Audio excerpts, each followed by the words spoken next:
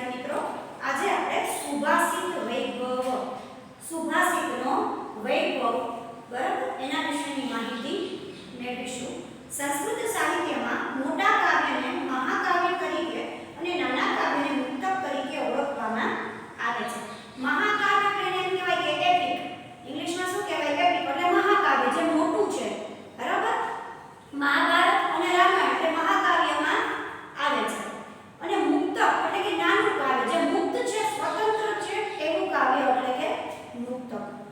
જેમ નાનકડું મોતી બહુમૂલ્ય હોય છે. તમને ખબર છે કે જ્યારે વરસાદનું પાણી પડે અને શીપની અંદર જ્યારે પડે અને એ શીપમાં રહેલું જ્યારે મોતી બને તો એની કિંમત તમને ખબર છે, પલ આપણે જે કઈ મોતીની કિંમત બહુમૂલ્ય છે. એમ કોઈ પણ એક સુભાષિત છે, નાનકડું મુક્તક છે, એની કિંમત પણ એવી છે કે એક વિચારના કારણે જ માણસ છે એ ક્યાંથી ક્યાં સુધી આગળ વધી શકે છે.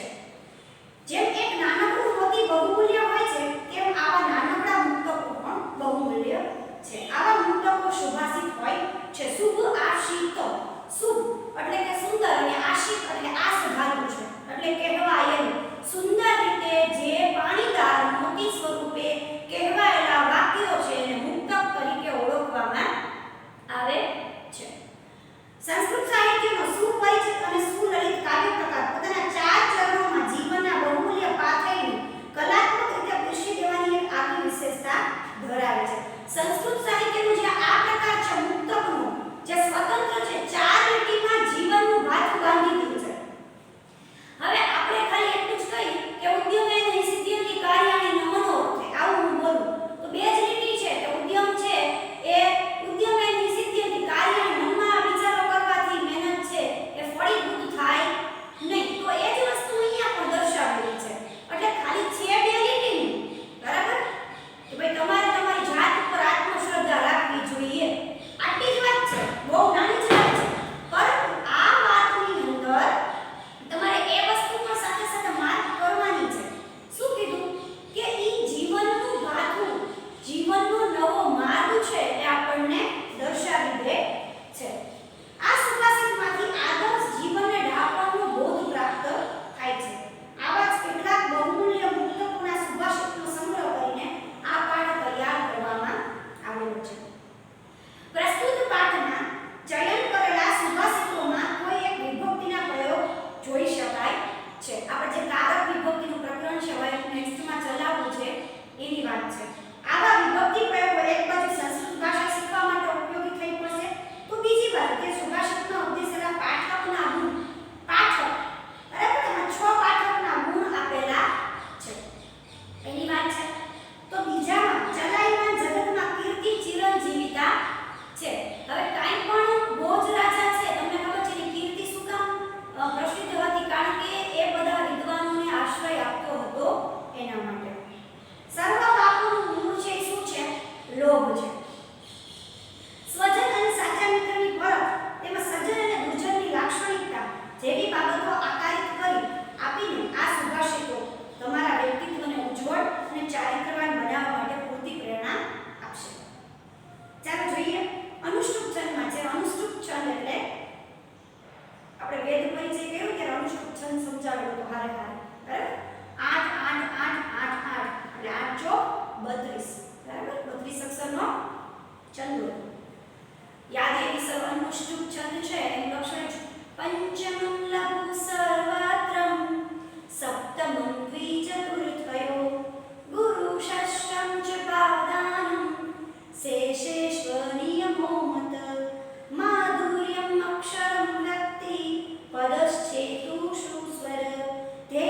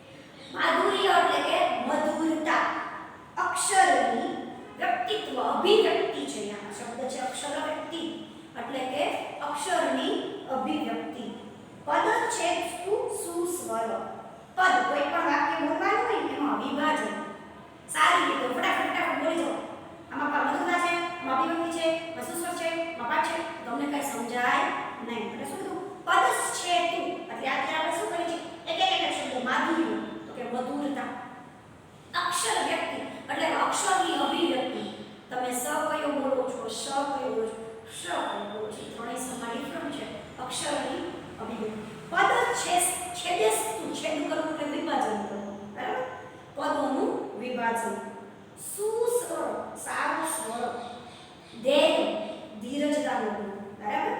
લય સમર્થ, લય એટલે કે ઢાળ, લયથી ગાવું, બરાબર, અને સમર્થતા. આ 6 પ્રકારના પાઠકના ગુણો છે. કઈ? મધુરતા, અક્ષરની અભિવ્યક્તિ, પદોનું વિભાજન, સારો સ્વર, ધીરજ અને લય.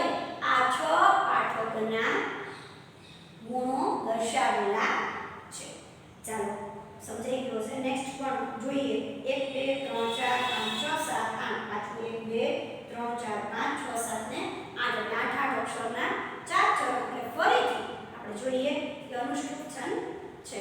થોડાક દિવસે ગાશો એટલે તમને આવડી જશે. સાથે સાથે ગાવાના પ્રયત્નો કરજો વિદ્યાર્થી મિત્રો, કારણ કે ધોરણ 10 માં આપણે સૌથી પહેલો છંદ ગુજરાતીમાં અનુષ્ઠુપ જ હશે. અને જો સંસ્કૃતના છંદ આવડે ગાતા તો ગુજરાતીમાં પણ સાથે સાથે આવડે. લક્ષણોમાં થોડો અમથો ફેરફાર જોવા મળે એટલે હું તમને અત્યારે એના માટે મહાવરો છંદનો ખાસ કરાવું છું. ધ્યાન આપજો, બરાબર. જો પંચમમ લઘુ નો ગાવાનો રાગ યા દેવી સર્વભૂતેષુ વિદ્યારૂપેણ સંસ્થિતા નમસ્તસ્યૈ નમસ્તસ્યૈ નમસ્તસ્યૈ નમો નમઃ. હવે લક્ષણ પંચમમ લઘુ સર્વત્રમ સપ્તમમ દ્વિચતુર્થયો ગુરુ ષષ્ઠં ચ પાદાનમ શેષેષ્વ નિયમો મતમ ચલમ વીતમ ચલમ ચિતમ ચલે જીવિતયો વને ચલાચલમ ઇદં સર્વં કીર્તિરેવ હિ જીવિત. વિદ્યાર્થી મિત્રો, અહીંયા જે સમજાવ્યું છે ધન, ચલમ, વિત્તમ. વિત્ત એટલે ધન. શું છે? ચલાયમાન છે, બરાબર. ધન કેવું છે? ચંચળ છે, બરાબર. ચલમ ચિત્ત, મને મન પણ કેવું છે? ચંચળ છે. તમને અત્યારે હું ભણાવતી હોય અને તમે મારી સામે બેઠા હોય અને જો બાજુના રૂમમાં મમ્મી કંઈક વાત કરતી હોય ને, મન તમારું અહીંયા, બરાબર. ભલે તમે આ રૂમમાં બેઠો હોય પણ થોડોક પણ તમને અવાજ આવે છે ત્યારે મન કેવું છે? ચંચળ છે. એમ લક્ષ્મી કેવી છે? ચંચળ છે. કોઈ દિવસ આપણી પાસે ટકે ને આજે મારા 100 રૂપિયાની નોટ રાખવી જ છે સાચી પોસિબલ જ નથી, બરાબર. ચલમ વીતમ ચંચળ છે લક્ષ્મી. ચલમ ચિત્તમ એટલે કે ચિત્ત, બરાબર. મન પણ ચંચળ છે. ચલે જીવિત યૌવને, જીવિત એટલે કે જીવનમાં, અને યુવાની બંને પણ ચંચળ છે. આજે હું તમને જેવી દેખાઉં છું એવી જ તમને આજના દસકા પછી નહીં દેખાવ. શું કામ? યુવાની છે, ભાઈ જતી રહે, બરાબર. જીવન છે, પરિવર્તન આવે. જેવા મેડમ દેખાય છે એવા ના હોય. આજે તમે દસકા પછી 9મા ધોરણ પછી 10 વર્ષના તમે તમારી કલ્પના કરો તો અમે તમને કઈ જુદી રીતે જોતા હોય. તમે કદાચ ન પણ ઓળખો. હા, કદાચ ચહેરો બદલાય, અવાજ છે ને એવી વસ્તુ છે કે બહુ ઓછા ભાગે બદલાતી હોય, બરાબર. જેમ ઉંમર થાય એમ 12-13 વર્ષ પછી અવાજ છે એ થોડો બની જતો હોય. તો અમે અવાજ ઉપરથી વિદ્યાર્થીને ઓળખતા હોય. વિદ્યાર્થી ઘણીવાર અમારી કસોટી કરતા હોય. ઓળખો તો મેડમ મારું નામ શું છે? તમે મારી પાસે તમે મને આ વિશે આ ટાઈમે ભણાવ્યું હતું. છોકરાઓ મારી કસોટી કરે પણ જે છે એ શું છે? ચંચળ છે, જતી રહેવાની છે. શું વાત કરી અહીંયા? યુવાની અને જીવન એ પણ જતું રહેવાનું છે. પહેલા કીધું ચલમ વિત, વિત એટલે કે ધન, બરાબર. વિત છે એ ચંચળ છે, ધન છે ચંચળ છે. ચલમ ચિત્તમ, ચલમ ચિત્ત એટલે કે મન પણ ચંચળ છે. ચલે જીવિત યૌવને, યુવાની અને જીવન પણ ચંચળ છે. ચલાચલમ ઇદં સર્વં કીર્તિરેવ હિ જીવતિ. આ ચલ અને અચલ એટલે કે આ જે બધું આવન જાવન કરનારું છે, બરાબર. બધું જ સર્વે એટલે બધું જ. આ બધું જે આવન જાવન કરનારું છે એમાં હિ એટલે ખરેખર, કીર્તિ એવ એમાં રેવ શબ્દ છે, સંધિ શબ્દ છે. કીર્તિ એવ થી એટલે ખરેખર કીર્તિ જ જીવતી, જીવે છે. આજે હું ક્યારે પણ જીવીશ તો સંસ્કૃતના મેડમ તરીકે જીવીશ. આ કોણ છે? મારા સંસ્કૃતના મેડમ છે, આ મારા ગુજરાતીના મેડમ છે. કોઈ નામ સાથે કોઈ વસ્તુ નથી જોડાયેલી, પણ કોઈ વિષય જે વસ્તુનું જ્ઞાન છે એની સાથે જોડાયેલી છે. તમે જ્યારે પણ ઇન્ટ્રો કરશો ત્યારે એમ કહેશો કે દર્શના મેડમ એમની મેડમ આ છે ને ગુજરાતીના મેડમ છે મમ્મી, બરાબર. પપ્પા આ એ છે. તો એ સબ્જેક્ટ ઉપરથી તમે એને ઓળખો છો એટલે એની કીર્તિ, એની ખ્યાતિ છે, પ્રખ્યાતિ છે. આજે મહાત્મા ગાંધીને તમે યાદ કરો કે રાજા ભોજને યાદ કરો તો એના કાર્યોના હિસાબે, એની ખ્યાતિના હિસાબે આપણે એને યાદ કરીએ છીએ. કોઈ માણસ છે એની કીર્તિ જ મહત્વની છે, પૈસાથી કોઈ ઓળખાતું નથી, બરાબર.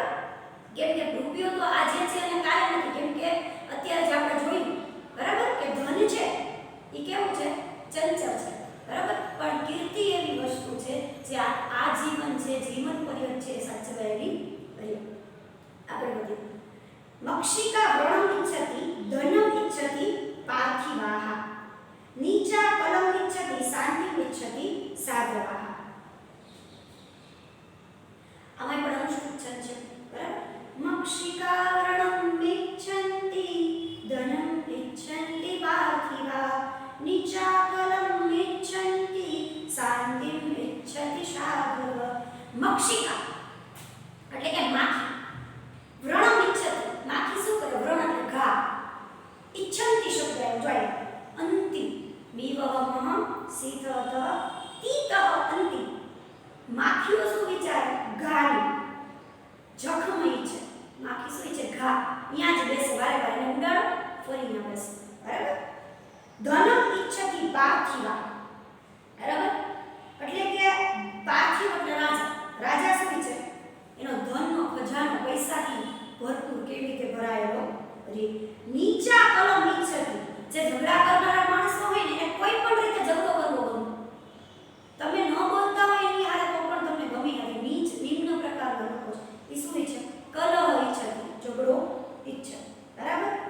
શાંતિ ઈચ્છતિ સાધવ અને સાધુ લોકો છે એટલે કે સજ્જનો છે એ શું ઈચ્છે? શાંતિ ઈચ્છે. બે જાવા દેને છોડ ને એને તો રોજ આપણી પાસે એવો સમય નથી બરાબર. એટલે કે મક્ષિકા માખી છે ઘાને ઈચ્છે છે. રાજાઓ છે એ ધનની ઈચ્છા રાખે છે. નિમ્ન પ્રકારના માણસો છે એ શાંતિની ઈચ્છા, નિમ્ન પ્રકારના લોકો છે સોરી એ કલહની ઈચ્છા એટલે કે ઝઘડાની ઈચ્છા રાખે છે. અને સજ્જનો છે એ હંમેશા શાંતિને પ્રિય હોય છે. ગાવો ગંધેન પશ્યતિ વેદેહિ પશ્યન્તિ બ્રાહ્મણા ચારેહિ પશ્યન્તિ રાજાશ્ચ ચક્ષુર્ભ્યાઃ મીતરે જનાઃ. ગાવો ગંધેન પશ્યતિ ગાવ એટલે કે ગાય છે ને એને ઓળખવું હોય તો શું કરે? તમે જોજો કે ગાય છે ને સમી સાંજનો ટાઈમ થશે ને એટલે બહુ દૂરી આપણે ને ગાયો ધીમે ધીમે ધણમાં પોતાના ઘરે માલિકના ઘરે છોડે છે ગંધ બરાબર. શું કીધું કે જે ગાયો છે એ ગંધ વડે જુએ છે, એ ગંધ પારખે બરાબર. ગાવો ગંધેન પશ્યતિ જુએ છે. વેદ પશ્યતિ બ્રાહ્મણ બ્રાહ્મણો વેદ વડે જુએ છે. પહેલાનો સમય એવો હતો કે પહેલાની જ્યારે પદવી આપવામાં આવતી હતી, આજે કેમ તમે માસ્ટર્સ ને બીએ ને એવું સાંભળો છો, બીએડ ને એમએડ ને, પણ પહેલાની જે પદ્ધતિ હતી એ થોડીક અલગ પ્રકારની પદ્ધતિ હતી. એમાં કોઈ પણ જ્યારે ભણવા જાય છે ગુરુના આશ્રમે, વેદ પરંપરાની વાત છે, અને એક વેદનું જે જ્ઞાનની પ્રાપ્તિ કરે છે તો એને ધવે વેદ એક વેદનો જાણકાર છે. એવી રીતે બે વેદ તો દ્વિવેદી, ત્રણ વેદ તો ત્રિવેદી, ચાર વેદ તો ચતુર્વેદી. આવી રીતે વેદના આધારે એની કલ્પના છે એ કરવામાં આવતી હતી. તો કે વેદ છે એના આધારે એને પદવી આપવામાં આવતી હતી. તો બ્રાહ્મણો શેના વડે જુએ છે? વેદો વડે. આગળ વધીએ. ચારે પશ્યંતિ રાજાના. રાજા શું કરે?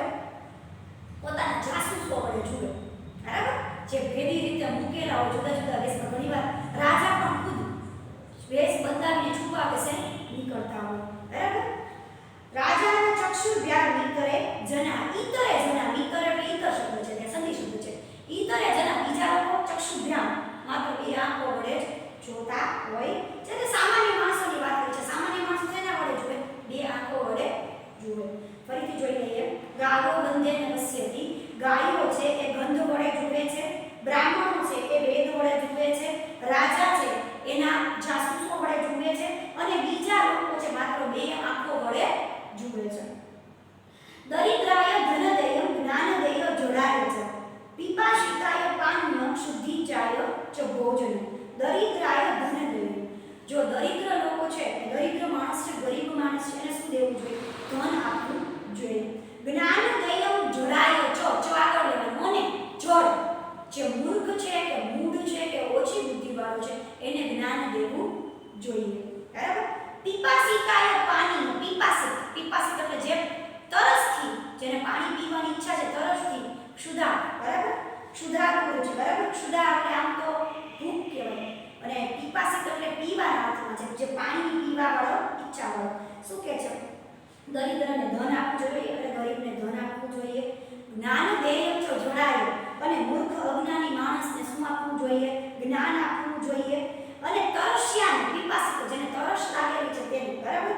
પીપાક્ષિત એને પાણી દેવું જોઈએ ચ વચ્ચે લઈ લેવાનું બરાબર ચ શુદ્ધિતાય ભોજન અને ભૂખ્યાને ભોજન કરાવવું જોઈએ આપણે કહે છે કે હજી રાંગણીએ પૂછીને જે કોઈ આવે એટલે આવકારો મીઠો આપજે એને આપણે થોડું પાણી આપીએ સુખ દુઃખની વાત કરીને થોડુંક જમાડીએ માણસ રાજી થઈ જાય એ દુઆ મળે ક્યારેય આપણે એમ કે પાછી ન વળે એ જેની કોઈની આત્મા છોલે અને જે આપણને પાણી પીવડાવીને આપણે કોઈને આપણે કહીએ કે રામે દીધો છે રોટલો કોઈને ખવડાવીને ખાય બરાબર એ પરંપરા આપણી કાઠિયાવાડની છે ચાલો લોભાત ક્રોધ પ્રભવતી લોભાત કામ પ્રજાયતે લોભાત મોહાશ્ચ નાશશ્ચ લોભ પાપશ્ય કારણ લોભથી શું થાય તો કે ક્રોધ છે એ જન્મે છે શેનાથી તો કે લોભ વડે ક્રોધ છે એ જન્મે છે લોભાત કામ પ્રજાયતે લોભથી કામના ઈચ્છાઓ જાગે છે લોભાત મોહશ્ચ નાશશ્ચ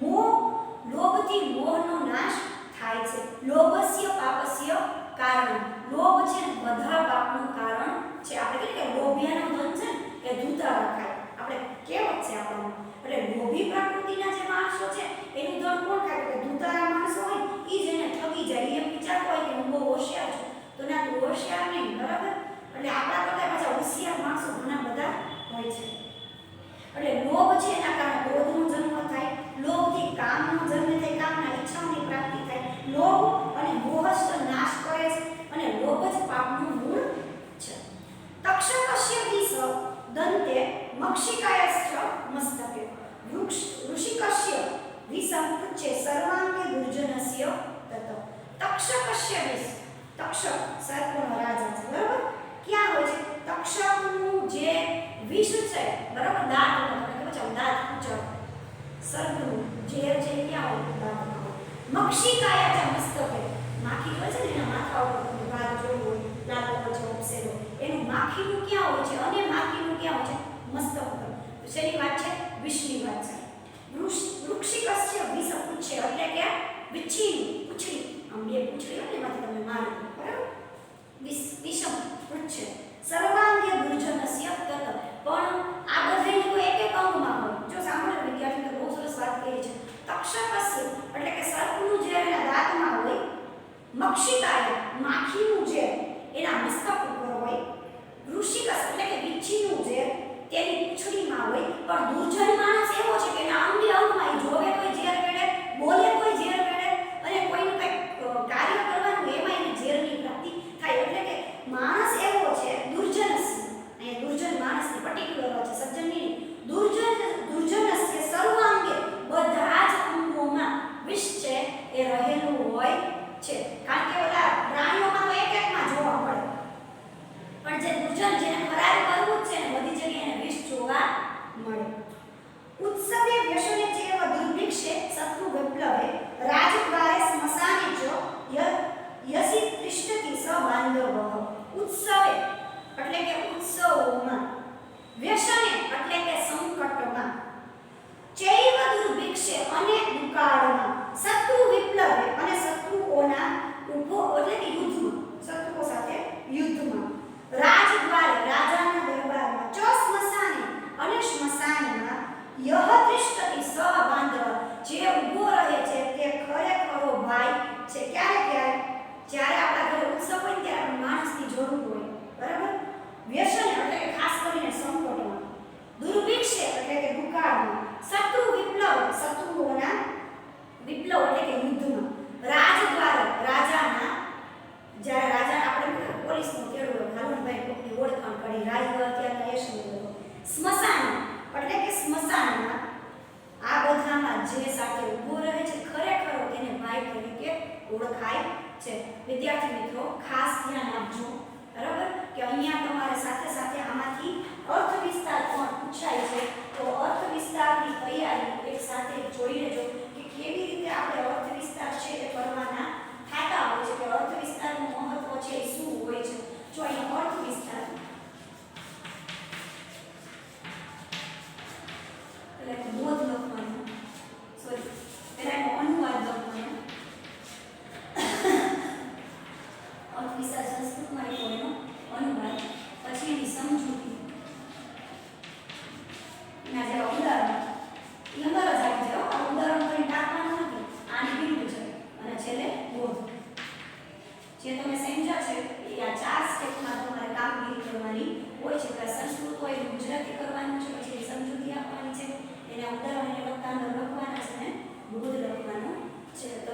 આગળ જતા